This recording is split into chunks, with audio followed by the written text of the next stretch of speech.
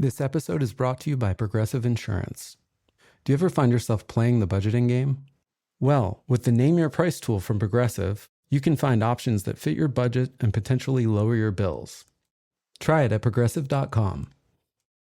Progressive Casualty Insurance Company and Affiliates. Price and coverage match limited by state law. Not available in all states. Story 1. The Peculiar Death of Peter Gibbs. In December of 1975, a light aircraft took off from a hotel in the west of Scotland on a recreational flight. It did not return, and when evidence was eventually uncovered about the loss of both the plane and its pilot, there were more questions than answers. This week, we try to unravel the complexities surrounding the peculiar death of Peter Gibbs.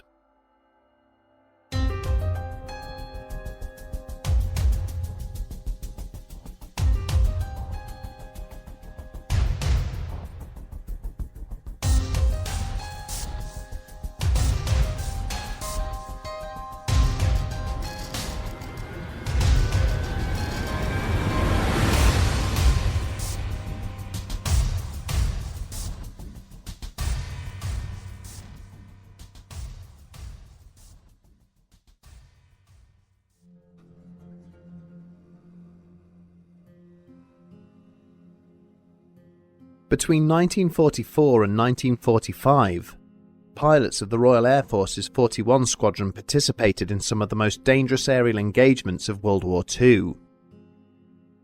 Equipped with the most recently upgraded model of the Supermarine Spitfire, the British aviators were involved in a series of high-profile missions against German targets, repeatedly putting their lives on the line in the hopes of bringing an end to the conflict. Having spent a lengthy period of time acting as escort fighters for the waves of American bombers which were laying waste to the urban and industrial targets in the heart of the Reich, 41 Squadron were temporarily transferred to cover the Allied landings on D-Day, before being urgently tasked with defending London from Hitler's new V-1 flying bombs. They would see out the war, having participated in the ill-fated Operation Market Garden in the Netherlands, before conducting ground attacks in support of the invasion of Germany. Amongst their number throughout this tempestuous period was a 24-year-old pilot named Peter Gibbs. Like many of his comrades, he was released from service with the RAF at the end of hostilities, but this did not prevent him from pursuing his dreams. In due course, he went on to obtain his private pilot's license, and would spend the next 20 years taking to the skies as a member of the Surrey Flying Club. As well as his passion for aviation, Gibbs was also a keen musician, and was sufficiently skilled to earn membership of the London Symphony Orchestra for a time. But alongside his musical talents, it became clear that the former airman's wartime exploits had left him with something of a reckless and confrontational streak. During the orchestra's tour of the United States in 1956, he was involved in a very public altercation with its conductor. Following a performance in Boston, Herbert von Karajan had chosen to depart from the stage without waiting for applause or performing an encore. His actions were perceived as both rude and insulting to the performers, and when he arrived for rehearsal the next day, Gibbs immediately drew a halt to proceedings. He demanded an apology from von Karajan, adding, "I did not spend 4 years of my life fighting bastards like you to be insulted before our own allies, as you did last evening." Whilst the conductor refused to be drawn into the confrontation, he immediately made it clear to the orchestra's managers that he would no longer perform whilst the former RAF pilot was a member. The result was inevitable, with Gibbs being asked to leave and the tour continuing without him. In the aftermath of the incident, he would become the managing director of his own property company, but this stubborn side to his personality would eventually resurface, leading to the most tragic of outcomes. In December 1975, Gibbs began a relationship with a 32-year-old university lecturer by the name of Felicity Granger. He had been looking to purchase properties up in Scotland to add to his growing business portfolio, and so decided to mix business with pleasure and asked her to join him on a scouting trip to the region. Granger had readily agreed, and on Saturday the 20th of that month, the two arrived at the Glenforsa Hotel on the Isle of Mull. The presence of a private airstrip in the grounds of the resort was surely no small factor in Gibbs' selection of the hotel as his base of operations. The 780-metre runway, which had been constructed there by the Royal Engineers in 1965, served a dual purpose. As well as being the only fixed-wing evacuation facility serving the island, it also doubled up as a takeoff and landing site for a Cessna F-150H, which belonged to the Glenforsa's owner, David Howitt. Within hours of his arrival, the charismatic Gibbs charmed Howitt with stories of his wartime career, persuading the hotel owner to permit him use of the aircraft over the weekend. When Howitt asked Gibbs if he had brought his pilot's license along with him on the trip, Gibbs made the excuse that he had left it behind in London. It had, in fact, expired quite some time before their encounter. Gibbs spent the following week using the aircraft to visit properties on the various islands located in the region. On the evening of Wednesday the 24th of December, he and Granger landed back at the Glenforsa, having returned from viewing a property on the Isle of Skye. During the course of their evening meal, other guests at the hotel recalled seeing the couple drinking red wine, with Gibbs ordering several additional glasses of whiskey. A short time later, Gibbs went across to the reception desk and asked to borrow a pair of high-powered torches. When asked what they were needed for, the charismatic pilot told the clerk that he intended to take the Cessna up for a night flight. When the staff member protested, Gibbs replied, "I am not asking permission. I just thought it was courtesy to let you know. I don't want to fuss." Through a combination of charm and passive bullying, Gibbs persuaded the man to hand over the torches, and then made his way outside. As other guests began to congregate on the patio, wondering what was going on, he handed the torches to Granger and asked her to use them to guide him down when he returned. He then kissed her goodbye, before heading off down the runway towards the waiting aircraft.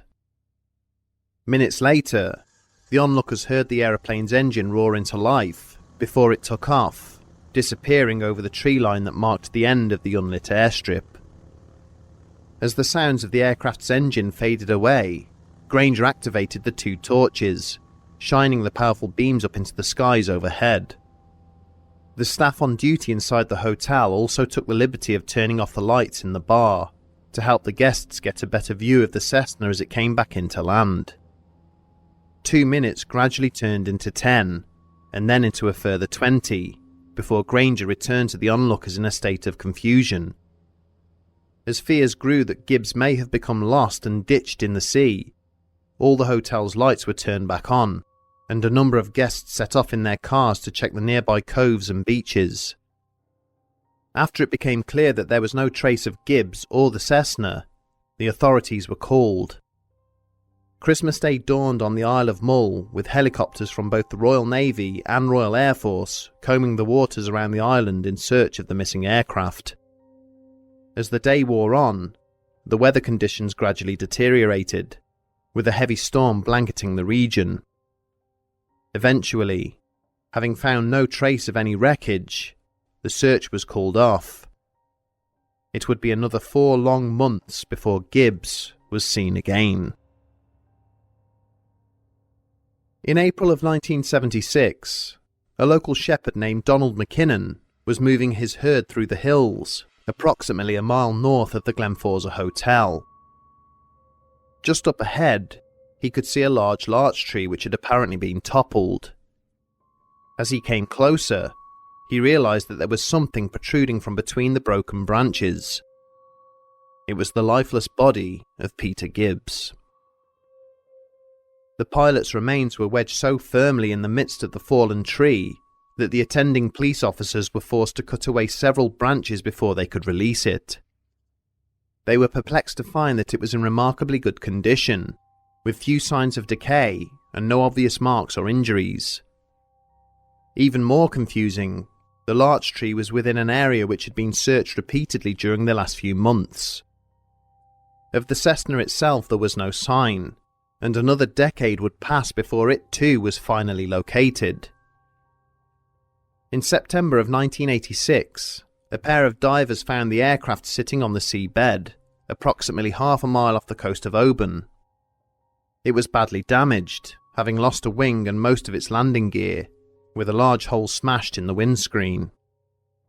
Images of the wreckage taken by the Royal Navy in 2013 revealed that both cockpit doors were still locked and secured, only adding to the mystery of how Gibbs had come to be found outside the aircraft. Analysis of the remains of Peter Gibbs did little to assist the official investigation into the incident. His body was found facing in the direction of the Glen Forza, indicating he had perhaps been travelling downhill at the time he had passed away. Other than a small cut to his leg, there were no significant injuries, and there was an inexplicable lack of animal predation. Forensic tests showed no sign of the salt and marine organisms that would be expected from a cadaver which had been immersed in seawater, with the pathologist deciding to cite exposure as the most likely cause of death.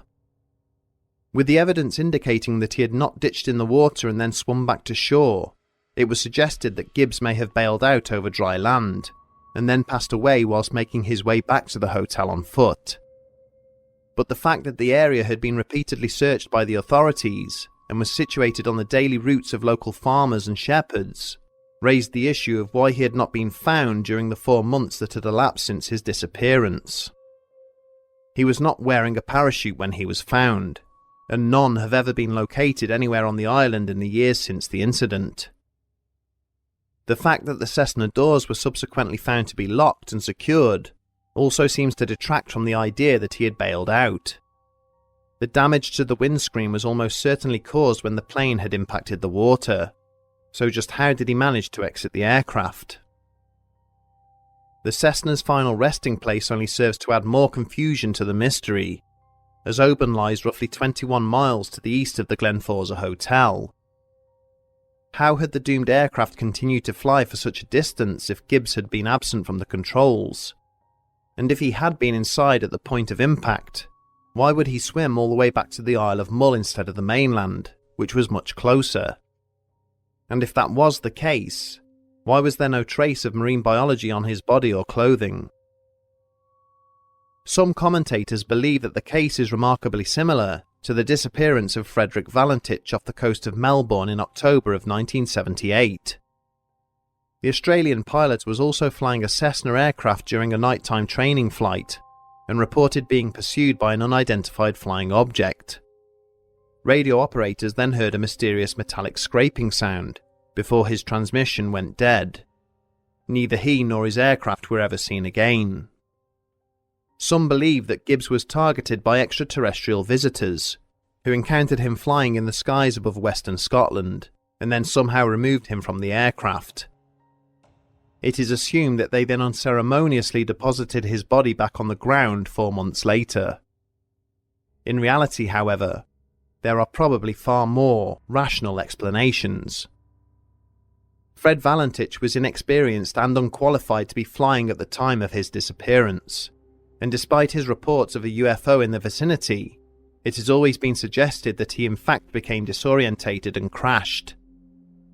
Similarly, Gibbs had lied about his qualifications and was intoxicated at the time of his disappearance, increasing the likelihood that it was his own actions that caused his death. Another proposal which has been suggested is that he was the victim of foul play. Some witnesses on the evening reported having seen 2 sets of torches being used on the runway, rather than just the pair being held by Granger. Is it possible that Gibbs was murdered on the ground before he even managed to get into the Cessna? Whilst not impossible, this explanation would require multiple offenders, someone to remove and deposit the body, and another to then fly and ditch the aircraft.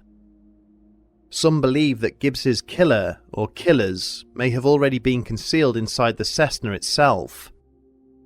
At some point during the flight, this assailant either murdered him or forced him out of the plane, before ditching the Cessna and swimming to the coast in order to escape. Again, these arguments are possible, but hinge on the murderer surviving the crash and then smashing his way out of the sinking aircraft rather than via the cockpit doors, and it doesn't take into account the freezing cold waters. In truth, there is no comfortable or fully convincing explanation for how Peter Gibbs came to die, but the reality is that no other party was considered during the investigation, terrestrial or otherwise. Felicity Granger told the police that before he had taken off, he had assured her that in the event of an emergency, he would ditch the aircraft and make his way back to her. And in all likelihood, that is exactly what he did. With limited visibility, and under the influence of the alcohol he had consumed during his evening meal, it would have been difficult for the pilot to know exactly where he was, or to distinguish between the land and the sea.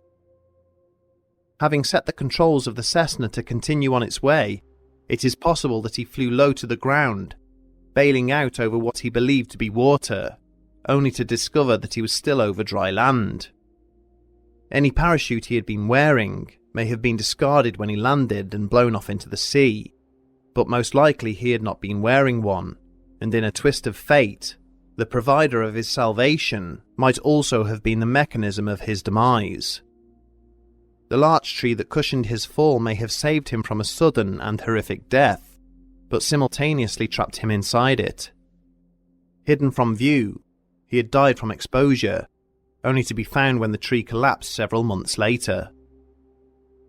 With the controls somehow set and locked in place, the Cessna continued on the course that had been set, eventually crashing into the sea. In regard to the doors being locked, this could have happened when they slammed shut behind Gibbs as he left the cockpit. Or perhaps this aspect is nothing more than spurious information, added to sensationalize the story as it has been retold through the years. Whilst this theory manages to explain away most of the complexities in the death of Peter Gibbs, it is by no means watertight, and hinges on a series of unlikely factors. Perhaps it is completely wrong, and the strong-willed businessman was indeed the victim of foul play. Without further analysis of the plane that sits on the seabed off the Scottish coast, or a closer inspection of the post-mortem report, the answer to the Great Mole air mystery will continue to elude us.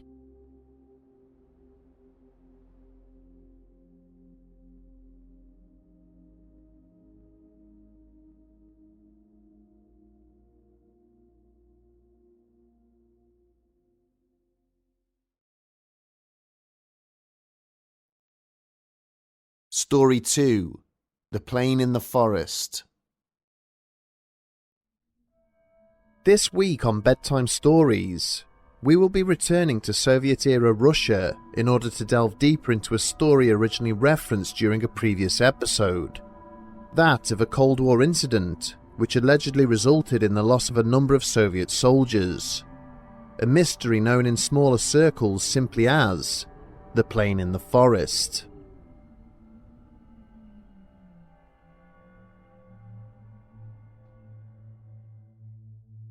As the transport laboured its way through the cloudy skies, the young lieutenant surveyed the features of the men seated around him in the cramped cabin of the aircraft.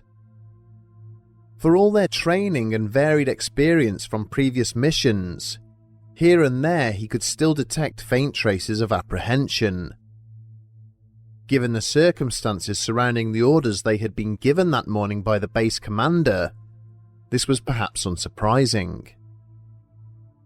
Several days prior, a reconnaissance flight passing the Putarana Plateau had reported sighting a lone plane, sitting on the ground in the middle of a wooded area.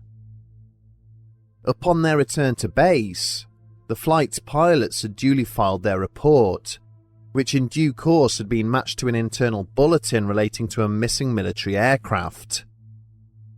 The lieutenant and his team had been ordered to conduct a search of the area, which was situated not far from the slopes of Mount Carmel.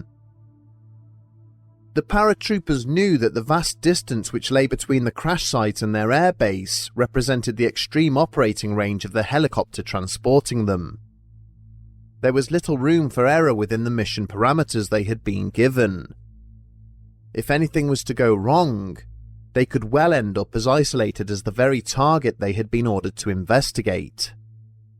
And if he was honest, their commanding officer was equally as troubled by the same questions which preyed on the minds of each member of the patrol.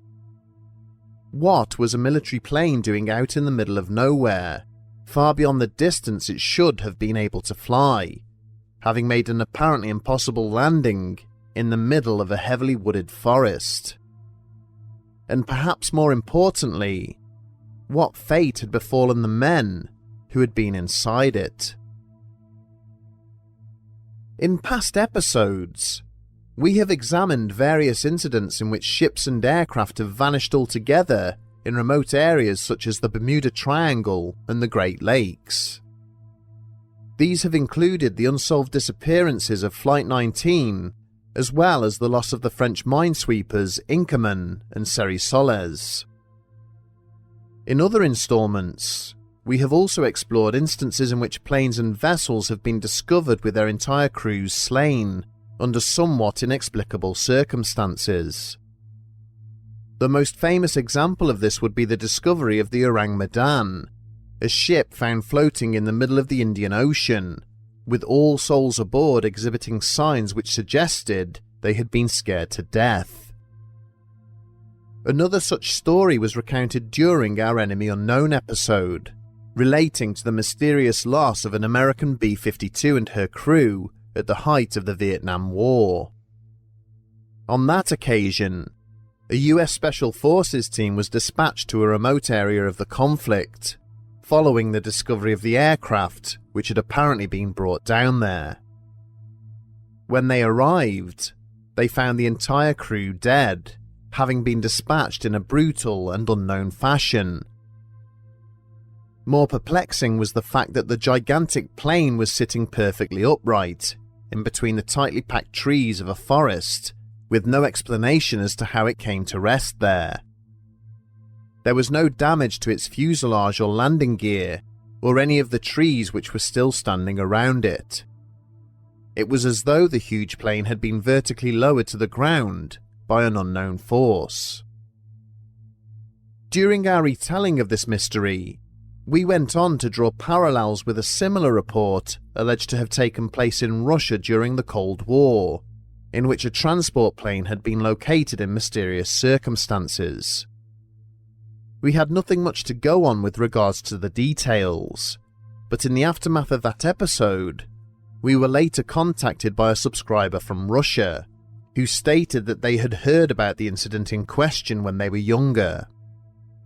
They explained that it's a popular story amongst members of their armed forces, having been passed down between those who served in the Siberian region and their wider families.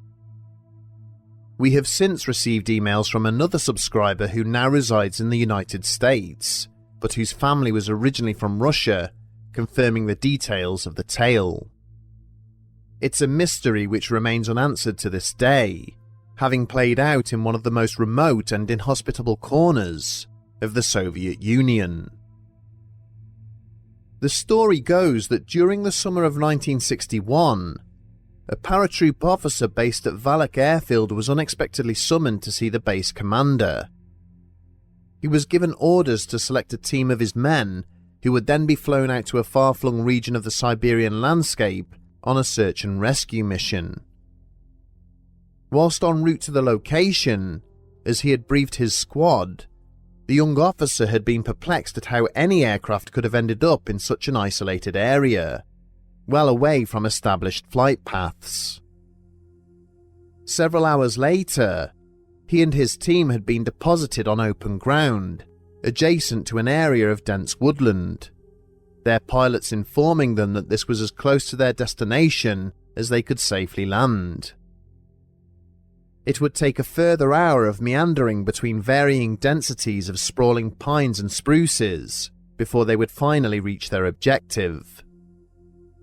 There had been no small degree of commotion as the lead paratrooper had nearly collided with the metal fuselage, which seemed to have materialized out of nowhere. As his men instinctively formed a perimeter around the small transport aircraft, the lieutenant was far from oblivious to the quizzical expressions they were now exhibiting. The plane before them was an Antonov A2, a small prop-driven transport which was capable of carrying up to 12 passengers.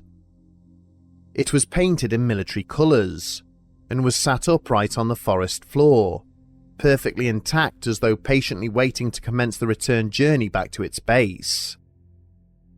There were no signs of impact damage to its fixed landing gear or propeller, with the trees and ground around it perfectly undisturbed, seeming to negate the possibility of a crash landing.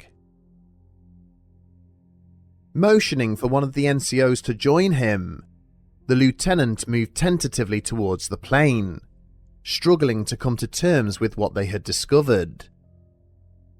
At both the front and rear of the Antonov, there were dense bushes and thick tree trunks, obstacles which precluded the possibility of it landing where it was now sitting, or of it being taxied into the forest. Ducking under the wings and trying the external door, the pair discovered that it was locked. With the help of 2 other men, it would take several minutes for them to successfully force entry.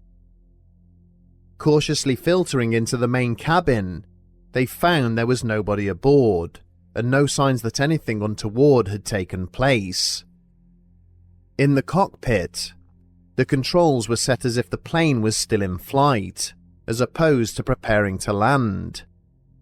It was also discovered that none of the plane's electrical systems were working. The safety harnesses for both pilots were still securely fastened, despite the fact that their seats were now empty, and there was a half-full cup of coffee perched in one corner of the cockpit. Lying at the base of most of the seats in the main cabin were weapons, packs, and webbing, identical in nature to the ones that he and his fellow paratroopers were wearing. Conscious that the longer they remained there, the more his men would be affected by the mysterious and haunting nature of their discovery, the officer had ordered that all logbooks and papers be recovered. He then took several photographs of both the interior and exterior of the plane, before ordering his men to form up and commence the long walk back to their transport. Upon their return to Valak Airfield, once his report had been handed in, the lieutenant was ordered not to discuss the mission with anyone else, and to ensure that his men were given the same orders. But given the nature of military culture, the story would inevitably find its way out into the wider Soviet forces, prompting difficult questions, for which there were no easy answers. It is rumoured that during their return flight back to base, the paratroopers took the liberty of reading the papers they had recovered from the Antonov prior to handing them in to their superiors. The copy of the flight manifest recovered from the cockpit revealed that the transport had set off from Vorkuta Sovietsky Air Base several months prior for a short run into a neighbouring airfield. Upon reading this, the soldiers had become increasingly unnerved. The base in question was used for the deployment of tactical bombers, situated just outside the city of Vorkuta. And yet, the missing transport plane had been found over 12,000 kilometers from both its takeoff point and official destination.